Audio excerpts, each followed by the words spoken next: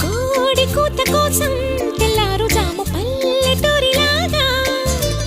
ఆగనే లేనుగా చెప్పవా నేరుగా గుండెలో ఉన్న మాట